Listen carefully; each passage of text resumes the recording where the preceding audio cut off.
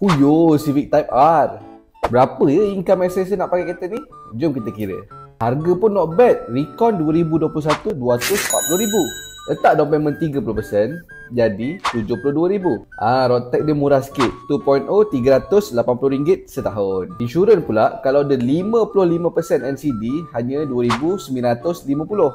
Total upfront payment kita kena ready adalah 75,330. Monthly installment kita kira untuk 7 tahun.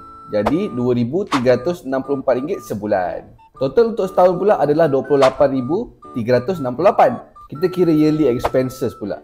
Road tax 380. Servis anggaran 2,682. Wear and tear kita prepare RM5,000. Total yearly expenses adalah RM8,062.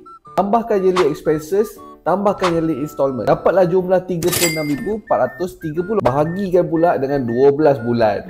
Jadi untuk sebulan kita kena prepare duit sebanyak RM3,035. Persoalannya, berapa income bersih yang kena ada kalau nak pakai kereta ni? Setelah nak spend 30% daripada income, total pendapatan bersih sebulan kena ada adalah RM10,116.